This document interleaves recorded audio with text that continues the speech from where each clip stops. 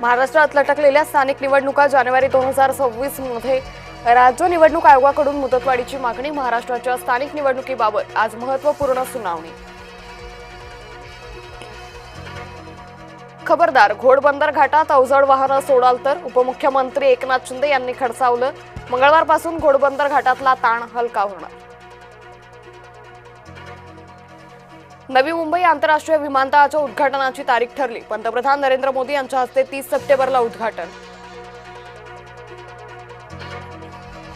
विमानतळाच्या नावाचा वाद पुन्हा चिघळणार. उद्घाटनाची तारीख ठरल्यावर दिबा पाटील समर्थक आक्रमक.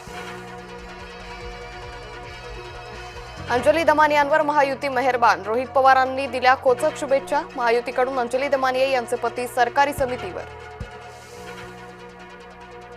मुंबईची भुयारी मेट्रो आणखी लवकर धावू लागली. आता पहिली भुयारी मेट्रो सुटते सकाळी 5:55 बंजारा समाजाला एसटीतून आरक्षण देण्यासाठी लढा देणार. धनंजय मुंडे यांचं बंजारा समाजाला आश्वासन.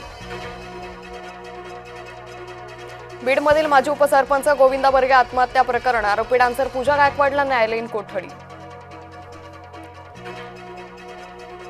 कल्याणच्या पटेल मार्ट मध्ये मराठी बोलण्यावरून वाद.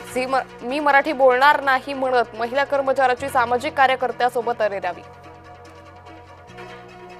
पूजा खेडकरच्या बंगल्यात 2 तास झाडाझडती. पोलिसांच्या हाती लागले 4 ते 5 मोबाईल फोन घरात ठेवून खेडकर कुटुंबीय पसार.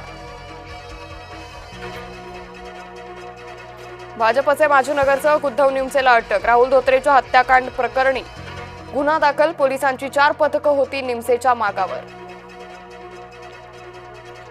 सर्वोच्च न्यायालयाचा वनताराला दिलासा. वनतारावरील आरोप सर्वोच्च न्यायालयानं फेटाळले. प्राण्यांच्या बेकायदेशीर खरेदीचा होता वनतारावर आरोप. उद्धव ठाकरे मुख्यमंत्री असताना भारत पाकिस्तान सामने झाले. गृहराज्यमंत्री योगेश कदमांचं संजय राऊतांना आव्हान. सिन्नर तालुक्यातील भगूर पांडुर्ली रोडची दुरावस्था. रस्त्यावर 2 ते 3 मीटर लांबीचे खड्डे. शिरूर तालुक्यात जोरदार पावसामुळे जनजीवन विस्कळीत. सततच्या पावसामुळे शेतमालाचं मोठं नुकसान.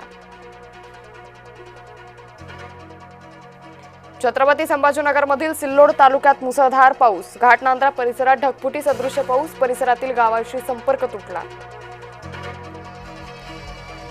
जीव धोक्यात घालून बजावली ड्युटी. अपघात टाळण्यासाठी मुसळधार पावसात मॅनहोलच्या झाकणावर बसून राहिला पालिका कर्मचारी.